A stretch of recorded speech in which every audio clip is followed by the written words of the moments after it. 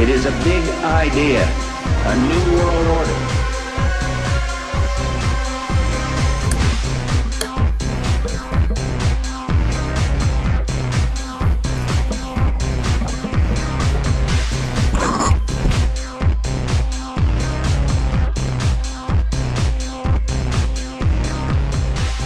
Your world is not what it seems. Ansary, outside the box.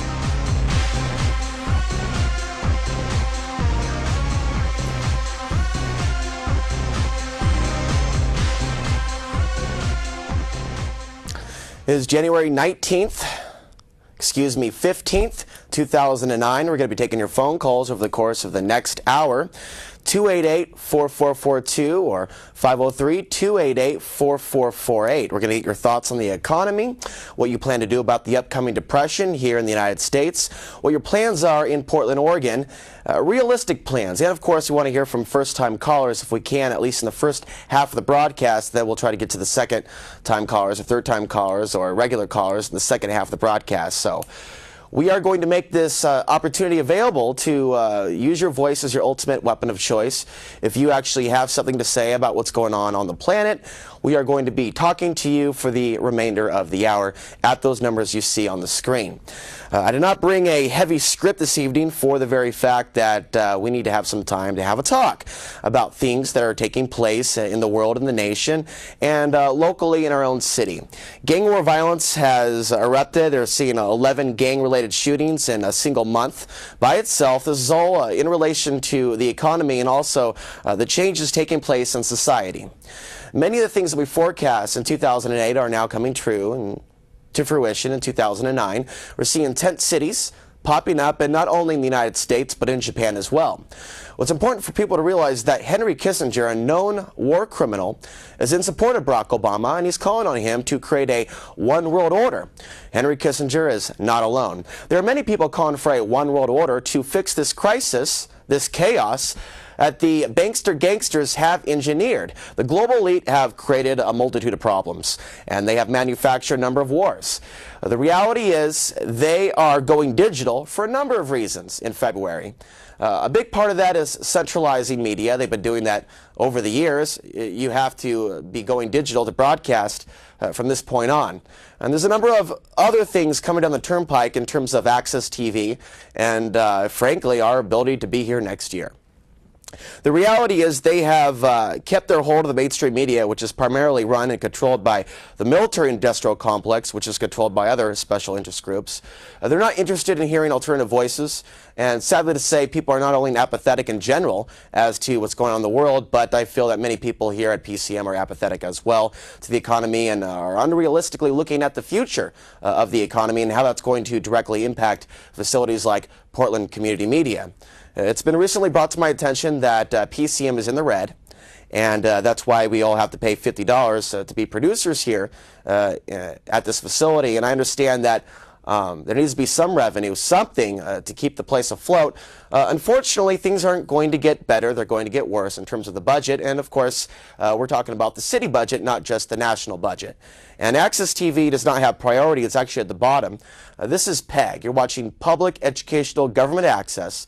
First, they're going to slash access, and then we're going to be left with government channels and educational channels and other nonprofit programs that are going to provide an income for the facility, because obviously Access TV is not making any money, and so it is now time to begin to look at where we cut. And so I've been told that we probably have a year left if things work out for the best, but things could get a lot worse next year if the city does decide to continue to slash the budget. They already are going to slash the budget.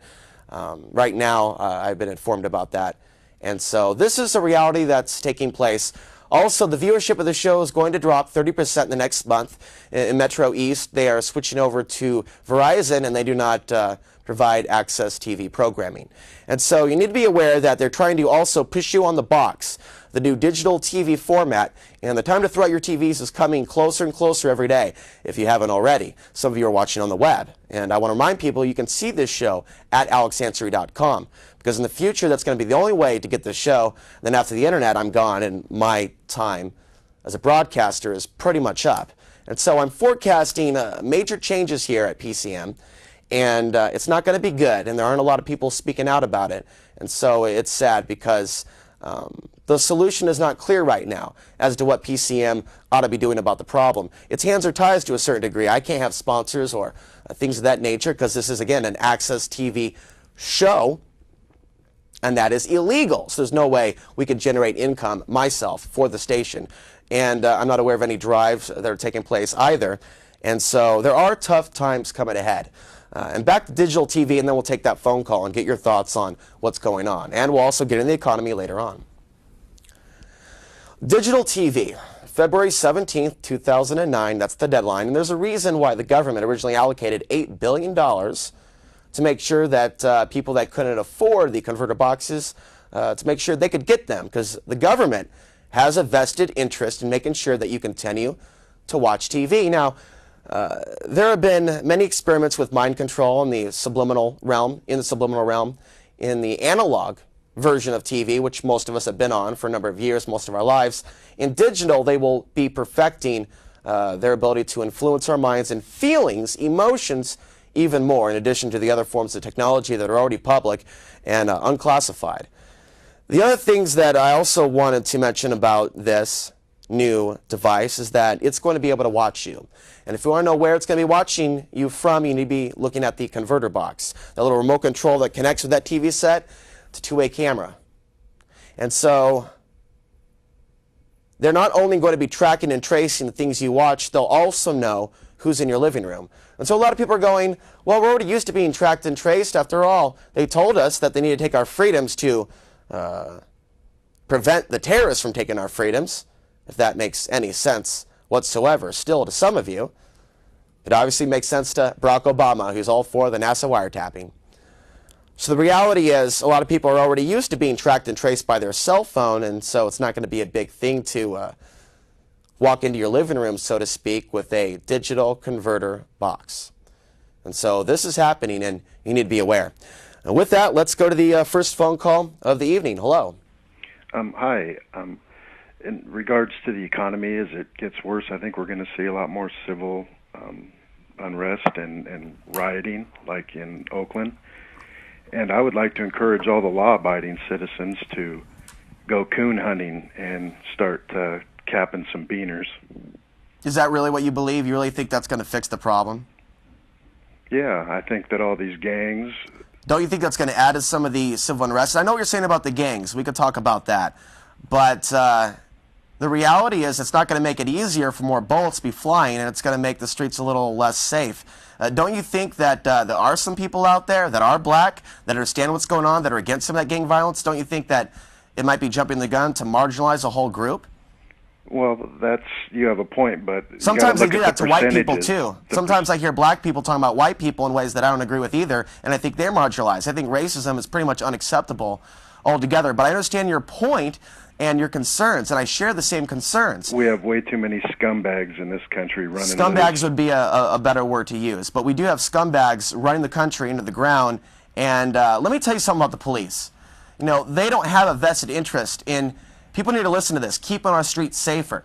With the recession and the near depression that we're moving into, I got pulled over twice last week. And the reality is they're hungrier for tickets, anything they can get. It's not just about, you know, the things that used to be. Now it's like everyday mom, pa, individuals, everyday Joe and Janes driving down Holgate Street, worrying about the police. And when I'm getting pulled over, I'm looking down the street, a block and a half, there's somebody else pulled over. I look to my right, there's somebody else pulled over. And so... Well, sure, $200 speeding tickets are ridiculous, but I hear you all the time, Alex, talking about how black people are abused by the police and the disproportionate amount of blacks in prisons. And my response to that is that, you know, the government, anytime you have a larger group of people, they have to somehow try to deal with whatever situation. And when you have a far greater amount of crime going on in a certain neighborhood, regardless of skin color, that's where you're going to draw the police attention. So therefore, there's going to be a lot of people arrested, maybe even for minor offenses that other people may be committing, but they have to focus on the hot spots. You had mentioned riots in Oakland. And I want to address that. And some people don't know about what's going on in Oakland. And the police shot a black man in the back. And they pulled him off the subway, were accusing him of all types of things. They roughed him up. All types of videos were confiscated, and some have actually some people were able to get those cameras, though, away from the police, or some were able to get out of that situation with their footage, and it's online. And so when you look at that, don't you think the government wants to provoke, maybe not in this case, but in many cases, some sort of a riot to a certain degree, too? Look at LAPD, for example. The LAPD and the Los Angeles riots during the 1990s. Right. You know, by showing that on the TV screen over and over and saying that we're going to acquit these white officers for the unjustified beating of Rodney King, you know, that's going to be the predictable response. And it was horrifying to see what happened. And I think when people talk about gun disarmament, they ought to be thinking about how those Koreans were able to defend their shops when they were defending their property against looters and gangbangers that were pretty much hurting anyone they could. So my advice, and then we got to move on to the next call, is to get prepared for more crime and home invasions. And we're seeing more reports in rural areas outside of Portland, outside of Salem. But it's not just going to be blacks, my friends, or Hispanics. It's going to be whites, Asians. We can't marginalize by race. People that live in our community are turning more and more to crime, and I don't think it's a racial thing.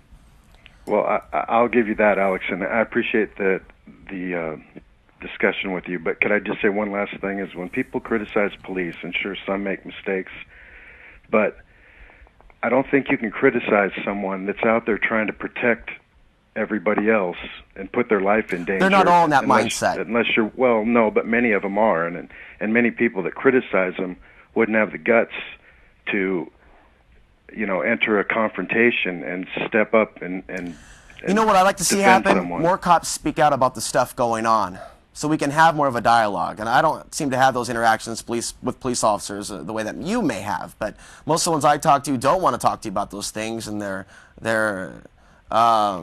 in a culture where it's acceptable for them to turn into RoboCops and kind of act like there's this us versus them type of mentality, which actually makes the problem worse. But I want to thank you for your call. And while I don't agree with what you have to say, some of what you have to say, I'm not going to suppose some sort of legislation to have you locked up because you might believe differently. What we have to understand is that we have to talk about some of this stuff. And there's a lot of people that are very angry right now. And the last thing I want to see is people get caught up in the race war trap. And I think that's the government playing with us when they're dividing the races in these elections and the sexes. When the New World Order is one of the most racist organizations out there, this global entity, the New World Order, when you look at the Third World, and people go, oh, the United States has helped do all this stuff to rebuild and rebuild. Really? You mean a few million here to special contract groups and a lot of money getting locked up in bureaucracies? And then you got the Monsanto Corporation through the World Bank saying, you got to take our seed if we're going to give you the money. And so all this stuff is reaching this point where we have to realize that the New World Order, these global banks, have manufactured a lot of chaos and created many ghettos. And then when you look at African Americans and the creation of ghettos in this country, you had the white zone, you had the black zone. This was the high property area. And the government had lots of money, lots of spoils of war after World War II, and they segregated along those lines and built nice schools, things of that nature in certain areas. In other areas, it was a little bit different. And so things like that have contributed to the divide in races in this country. And unless we address those factors, we're going nowhere. And with that, go next phone call. Hello. You're on the air, sir. Or ma'am, whatever the case may be. All right, Bill, you know what that means. On to the next phone call. And with that, we are going to cover a couple economic headlines. Unless, of course, you have a caller here. Hello. Hello. You're on the air. Hi. I want to ask a question. I thought there was something about this digital thing we weren't being told. But my question is, are you saying we only have a window of time to drop our digital boxes, period? I mean, in other words, that means no more television when you say that, but are you saying we only have a window of time to be able to quit the digital box and turn off our TV? No, your concern is very understandable, but I just want to say that it's going the other way. It's a matter of time before we have to be on digital to get transmission. And you might already have a TV that's already ready to go. I don't know every different component of television technology today, so some TVs are already ready to go, and then some analog TVs need the converter box, those that have the old TV sets, and so you could already have a TV set with it already ready to go. Yeah, but this subliminal stuff where I agree with you, I think they can see us and we can see them. It's or not we can see them. They can see us. I thought there was more to this digital thing than what's been said.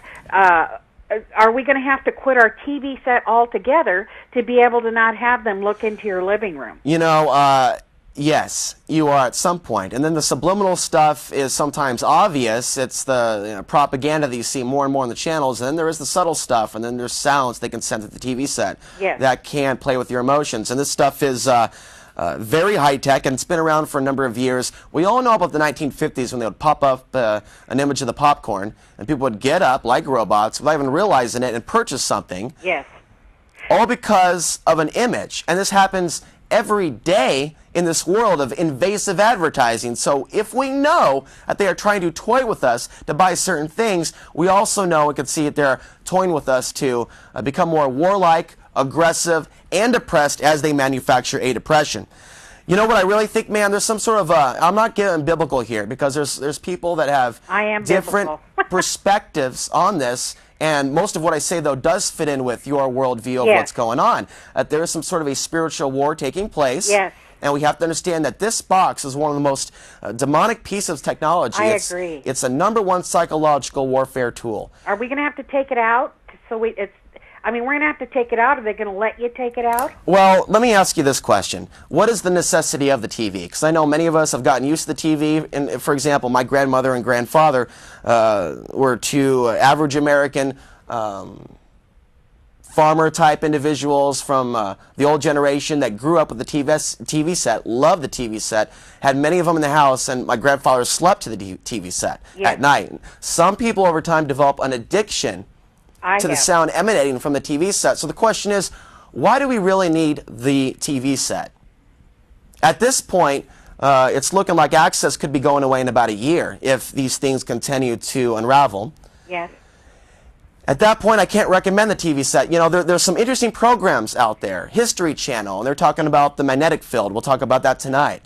But so much stuff out there comes from a fear-based perspective, and that radiates out to the viewers. And so when I look at the TV set today, it's really sick. I can't believe the type of stuff that's out there the kids are seeing. I agree. And so I don't think it has much value. And as a religious person, I know that there's plenty of programming for you to probably listen to on AM radio that's still out there along those lines, but it's pretty much demonic what I see on TV today. And I've got into specifics in the past, but tonight I don't have the time.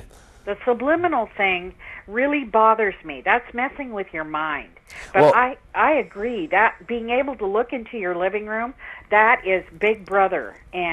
But it's nothing new. To some people that go, it's nothing new, it's always been that way, kind of just like the chemtrails. I'll tell you, I walked outside the other day, and some people are just now realizing that there's something going on in the atmosphere with the spraying. For whatever reason, there's different speculations on that, but I go outside and there's this perfect grid-like format going both ways. Oh. And it was amazing, but that, like surveillance, people get used to it over time.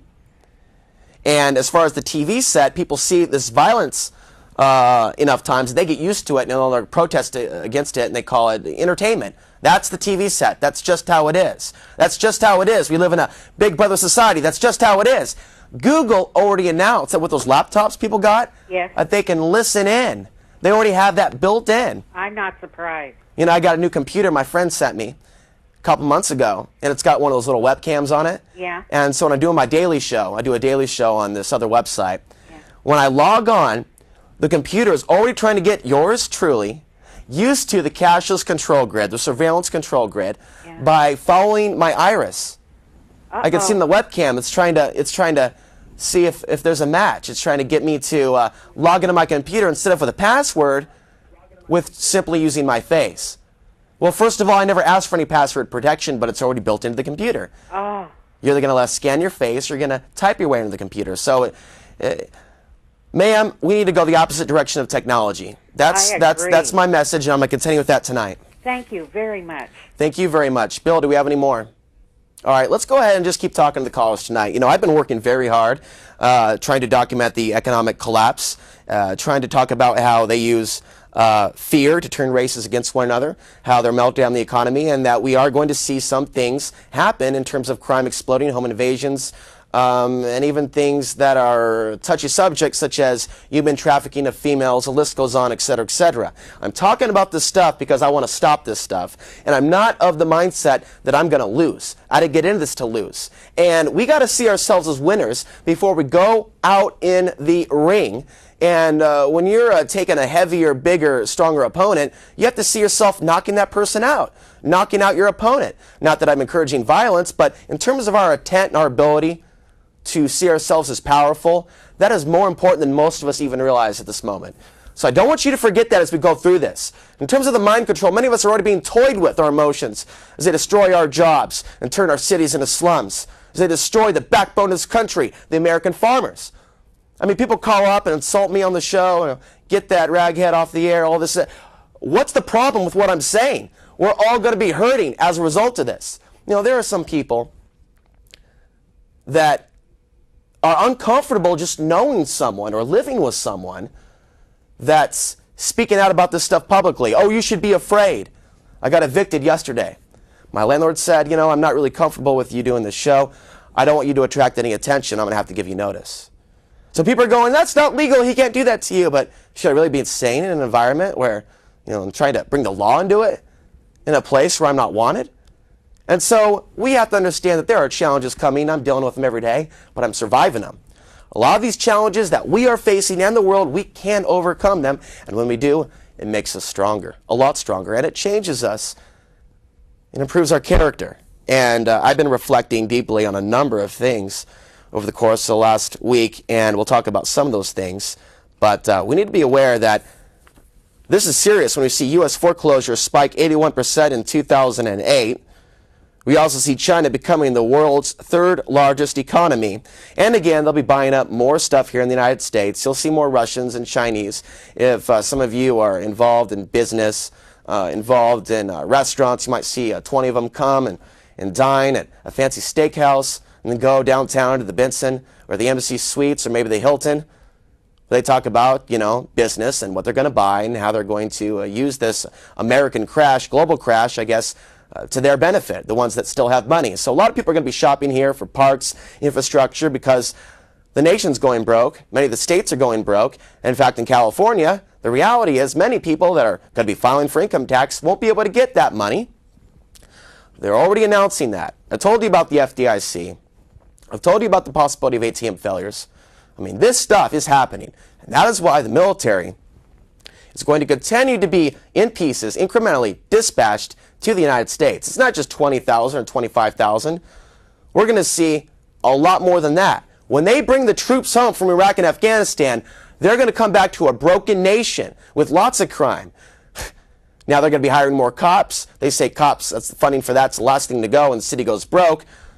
But after that goes, then you have the military. In a worst case scenario, you have foreign troops. The reason why they've been training foreign troops to operate in the United States is because a lot of Marines won't shoot on fellow Americans. And they know this. They did studies in the past, so they found this out through their questionnaires, long before 9/11, by the way, in the early 1990s. All this is public. All this is a fact if you choose to look it up.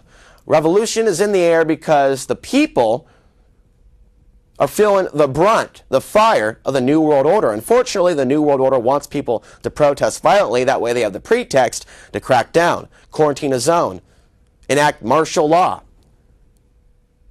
So we have to think about different ways of fighting this revolution as black helicopters fly over our heads. Foreign troops. You need to look at Singapore and their connections with the Chinese and ask yourself why Singapore is being given a base in Idaho, east, that way. Singapore and China, war game drills. It's fine. It's fine. It's 1929. It's fine. It's fine. Singapore is going to have a base in Idaho. It's fine. Foreign troops training in Tucson, Arizona, from Colombia, from Chile, from Germany, from Pakistan, and many other countries. And you've got to be suspicious when they bring in troops from other countries that have grown up seeing violence their entire lives. They are setting the stage for a third world war It will include India. It will include perhaps Pakistan if the escalations continue between them. It could include Iran, but the reality is the heavy hitters will be China, Russia, and the United States. But it's all staged. If you take a look at the vacations Bush has had with Putin, Bush has had with Hu Jintao,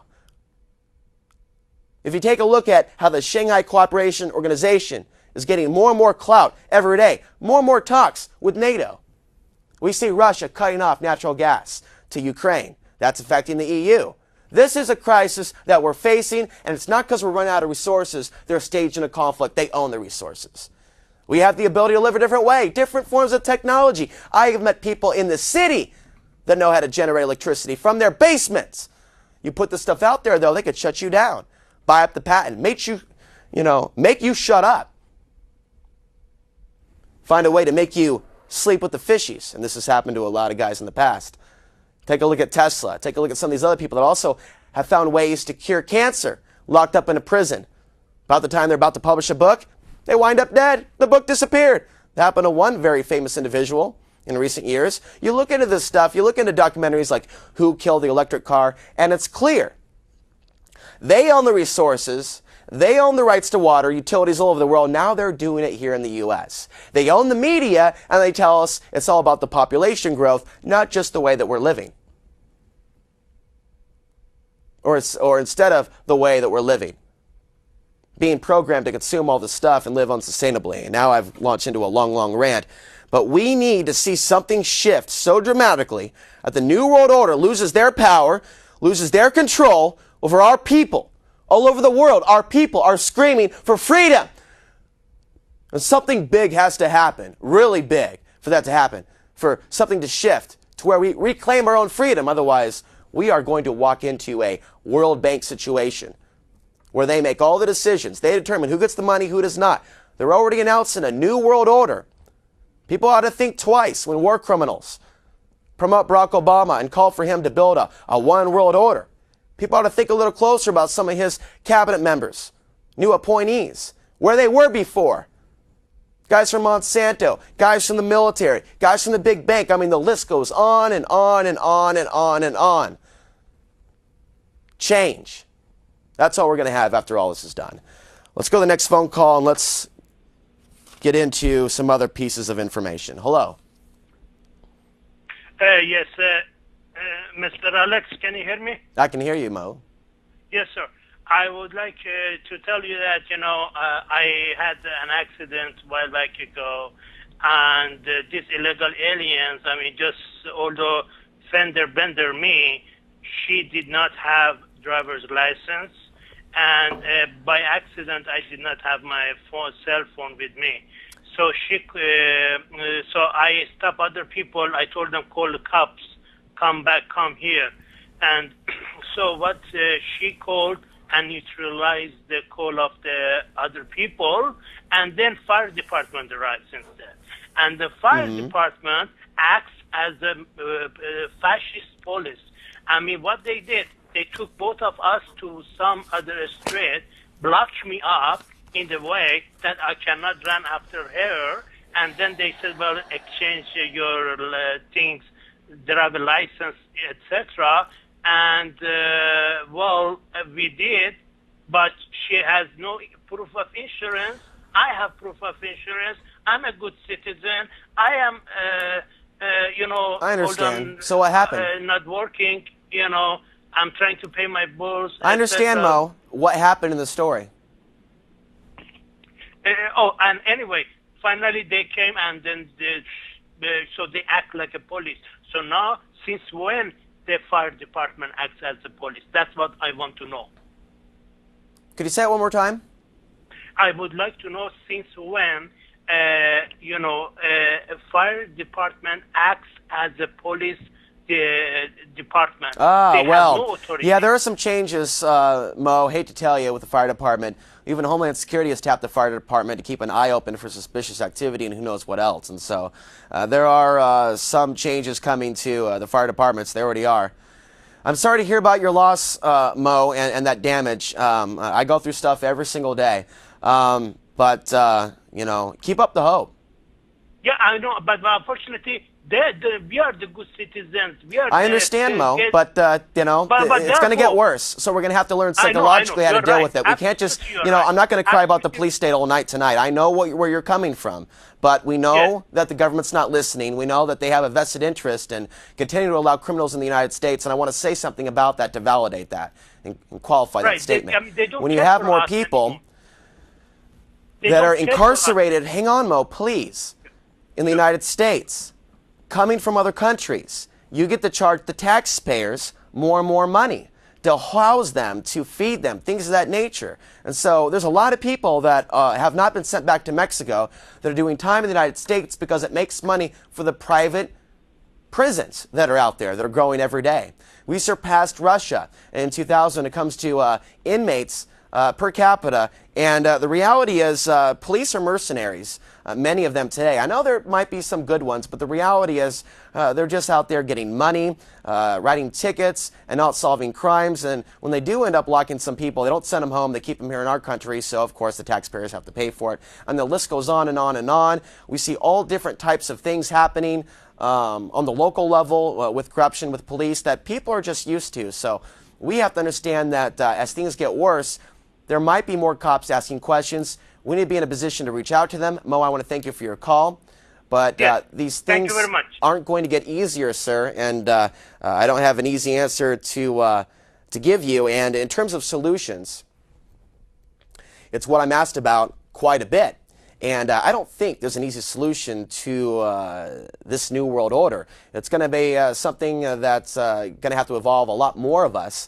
And a lot of people have to hurt first, have to be hungry first, before they make a change, before they protest. And unfortunately, they're going to be running out there protesting, very angry, throwing things, and they're also ready for that. That's why the military is on standby. They know how the people are going to react when they lose their jobs, and you know, they can't pay their mortgages, they can't pay their rent. Again, they keep talking about people with homes. It's like, forget about us, they're at the bottom just paying rent, literally getting kicked out of homes because we're activists.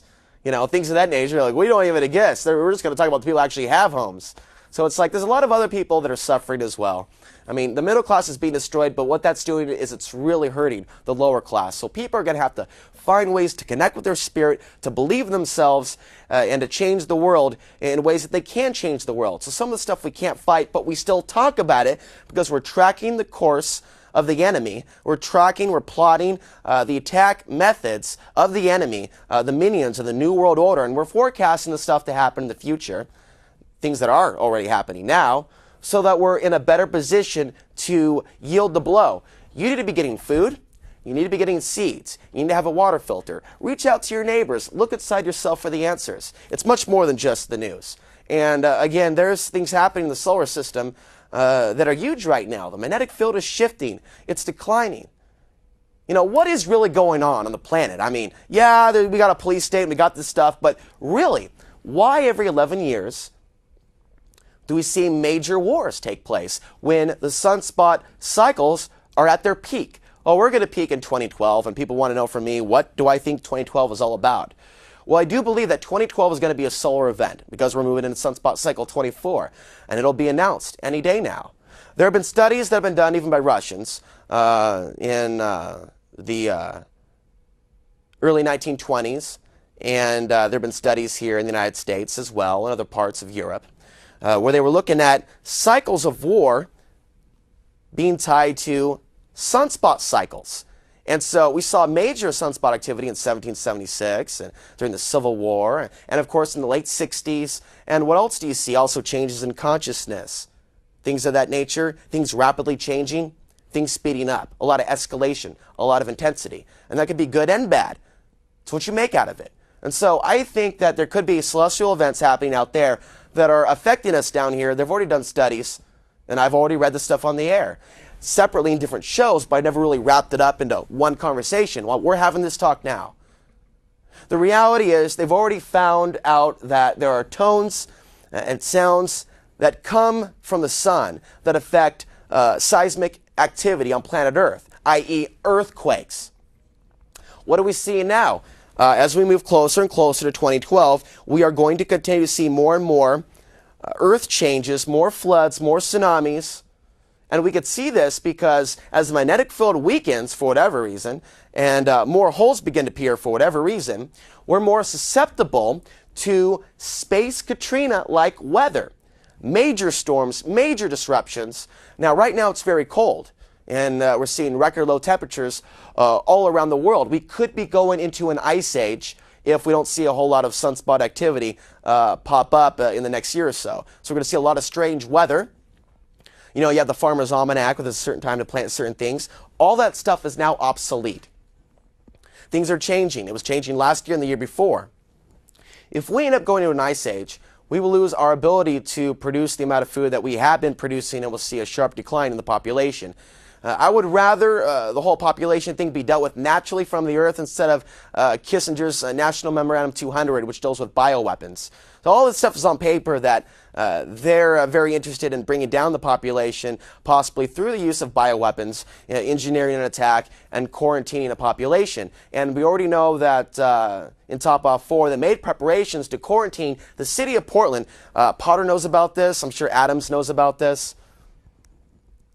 This was all designed by the Department of Homeland Security. The former head of Israel's Secret Service, Michael Chertoff, was questioned by yours truly as to why we're just being told about this Al-Qaeda threat over here when you're not talking about Vigilant Shield 08. The aerospace drill no one was talking about dealt with simulating an attack from China and Russia.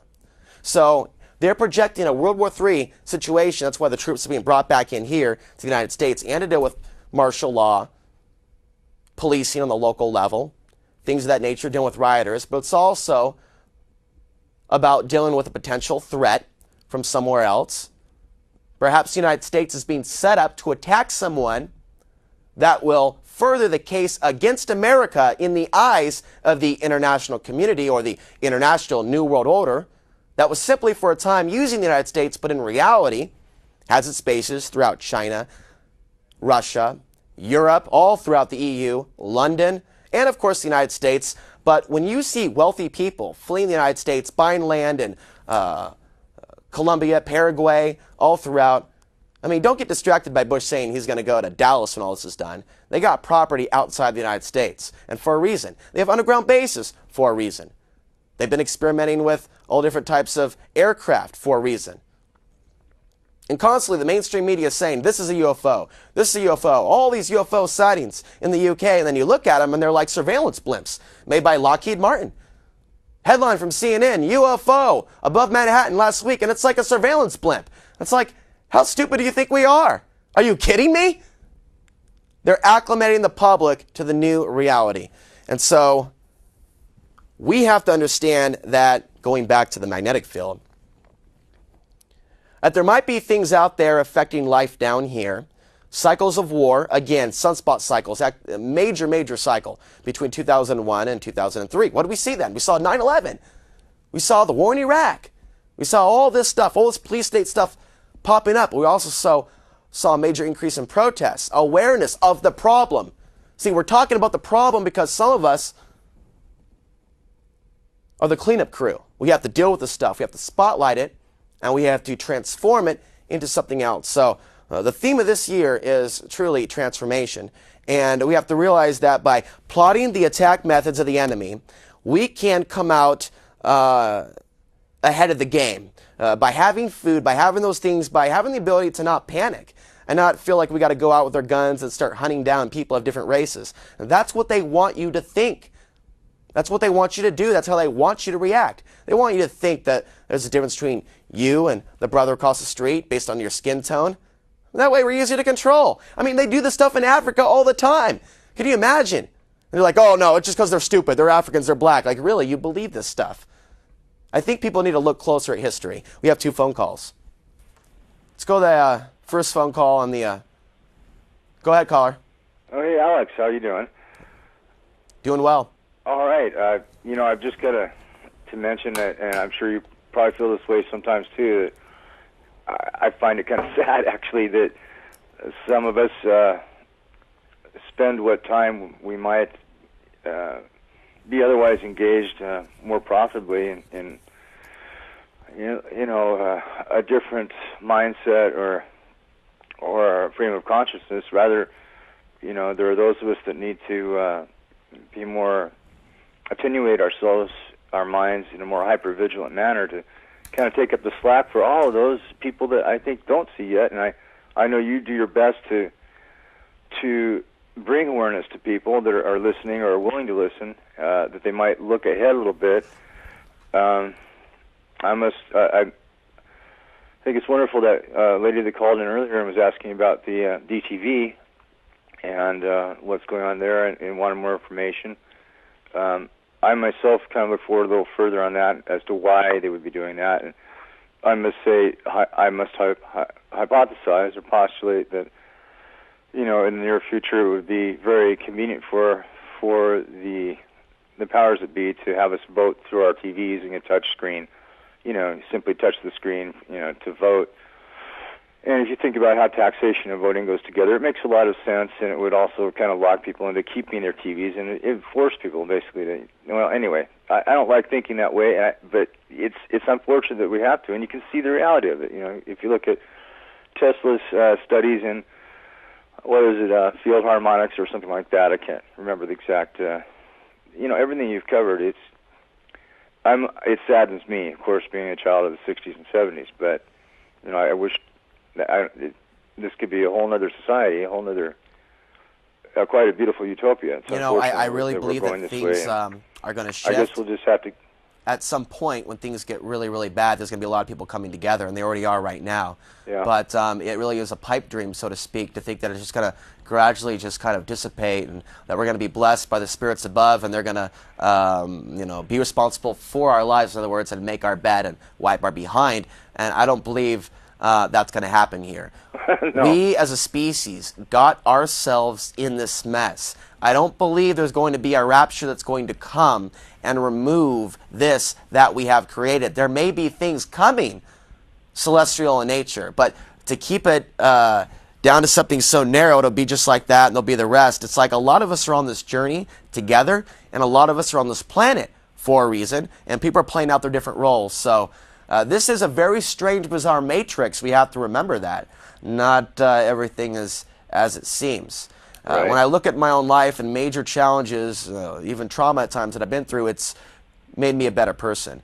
And I've had to learn a lot of stuff in a short amount of time to evolve to a certain level, and I haven't gotten to where I want to be yet. And so the reality is, changes, problems, challenges can catapult us to a greater level of awareness, and this is also happening on a global scale. Well, please don't give up on the idea of your continuing broadcast. I have some things to share with you later. Well, I will continue the broadcast, and if people want to, if anyone has a TV studio here in Portland where they have their own camera equipment, there's a possibility that, we could do some side projects, work on some documentary films. Email me if you'd like to help on the show, anyone that's listening.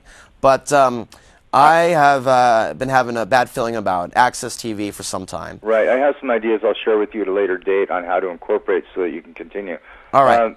I just wanted to mention, I don't know if you've thought much about what's coming up with this president-elect and all of that, but with his inauguration and the pairing together of Kennedy and the what is it called, the symbology of Kennedy and this new president, from time to time I think it would be quite.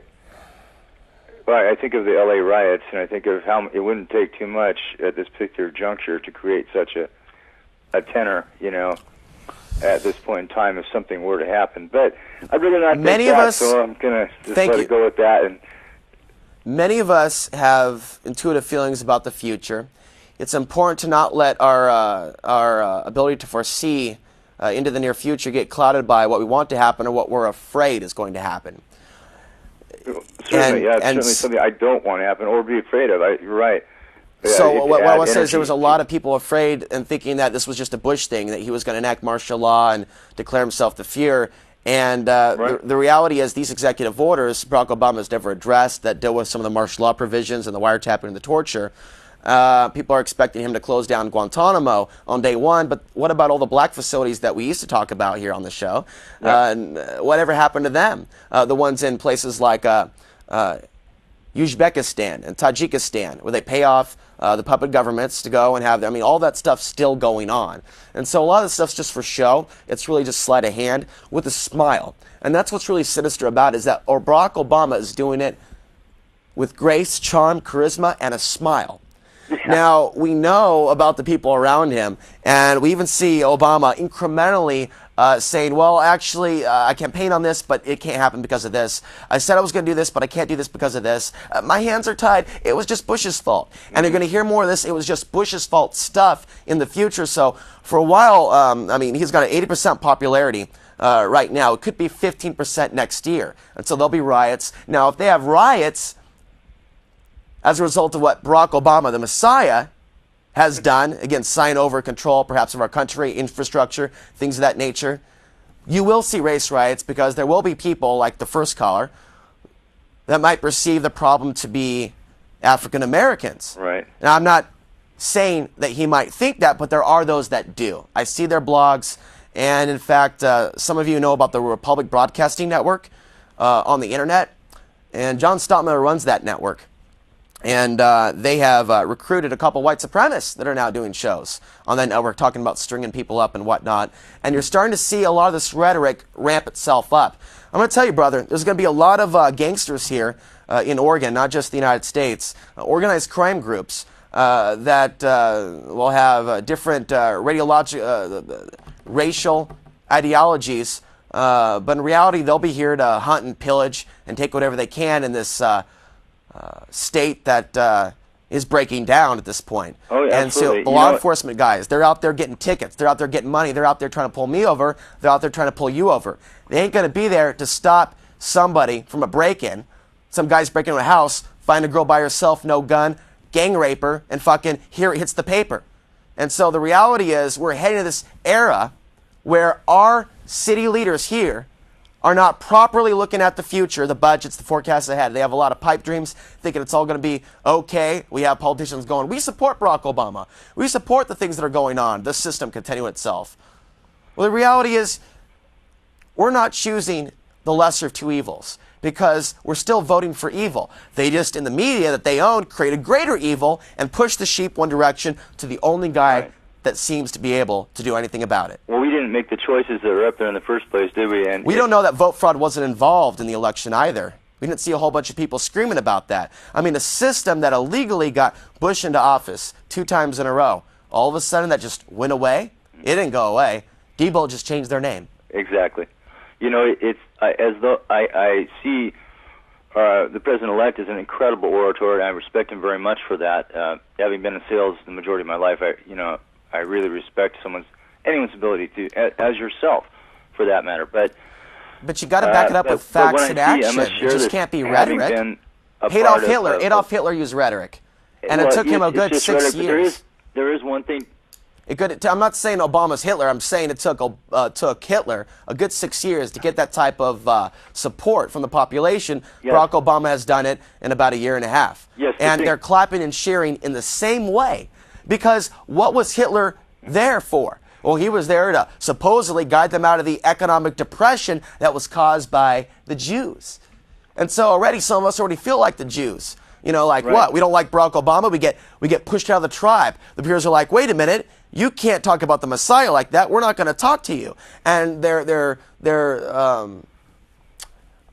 common sense goes out the window because of, again, what they want to see happen. Not what's actually happening. So, I mean, we shouldn't base whether we like someone, or me for that matter, on our oration skills or our ability to deliver a message. If I may comment, I just wanted to mention, I was first mentioning the orator that I see, but aside from that, now something that I know personally, when you see someone with a crooked smile, and this isn't just once in a while or 50-50, with the fingers crossed behind the back. When someone wears a crooked smile, they're in the business. They're connected in a not a good way, okay? Yeah. And when you look at President-elect Obama, you will notice, if you allow yourself, anyone will, he does wear a crooked smile from time to time, and it's a wise guy's smile. Anyway, I'd like to leave you on that note. I want to thank you for your good work, and please keep it up. Thank you. I want to add to that, Barack Obama, in a number of speeches, he was talking about he would put his hand up like this in a somewhat religious manner, hold the microphone like this, and he will evenly rotate his body as he says to us. Again, they give you a little bit of truth, and they say, we have bigger terrorists to fight, not just Hamas, not just Al-Qaeda, not just Hezbollah. And then he goes back into his spiel. And it was very clear when he was debating with Mike Gravel and Dennis Kucinich that using nukes against Iran, it's not off the table after Mike Gravel confronted him. And you can find that on YouTube. And so a lot of this stuff is sleight of the hand. People are looking at the major headlines you're seeing from the Oregonian, and it's giving them a wonderful feeling. Oh, Barack Obama's going to ask for another couple $100 billion. It's for us, yes. A lot of the bureaucrats are going to be stealing a lot of that money. Again, we haven't even had a boost in this economy. They're actually just robbing us. And once people realize what the bankers have done, they're again going to rebel. And you'll hear about more bank bombings, things of that nature, and people dying, and it's not going to be good. And some of us know what's coming, and we're finding each other, and there is an awakening taking place. So there is a shift in consciousness on one end, but on the other end, you're going to see a lot more people look like they've had the life force literally sucked out of their bodies. And that's a sad thing to see. We really don't have a lot of time. We can take 2 more phone calls if they're brief, but first, let's cover a couple headlines. Israel bombs UN Gaza headquarters with white phosphorus. We also see U.S. planning a massive arms delivery to Israel in a huge ship. The United Nations is saying that the IDF has shelled evacuated civilians, and we're seeing lots of pictures of mothers and their sons, their children, their daughters, huddled together, dead, in a building that was bombed. U.S. payrolls post biggest annual drop since 1945, and the U.S. military report, there is a report that has warned of a sudden collapse of Mexico. So they're getting ready for that. Bank of England cuts interest rates to lowest in more than 300 years. In bad economy, more Californians are packing up and leaving, and they're coming here. That's why when I get on Craigslist and I look for a place to live, I can't get anyone to respond because I'm competing with Californians that are willing to pay an extra $200. They'll pay the $550 a month. And so that's how this works. It creates a bottleneck effect, not just for jobs, but actual places to live as rats continue to flee a sinking ship. Bank of America to get billions more from the Treasury. And we see a University of Maryland economics professor calling what we're going through now a depression, and unemployment's really like 15%. They're still saying 7 or 8%, so you don't panic, so you don't realize that you're being lied to. Obama says recession requires scaling back promises and personal sacrifice. He asked for personal sacrifice from all Americans. Yes, we can.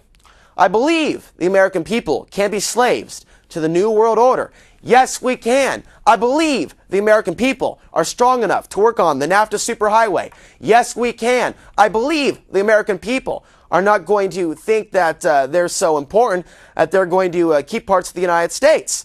Yes, we can. Yes, we can. I believe that the NSA has the right to wiretap you, and we need another 10,000 in Afghanistan for that matter, in addition to the 20,000. Yes, we can. So we see where this is going. Not very good.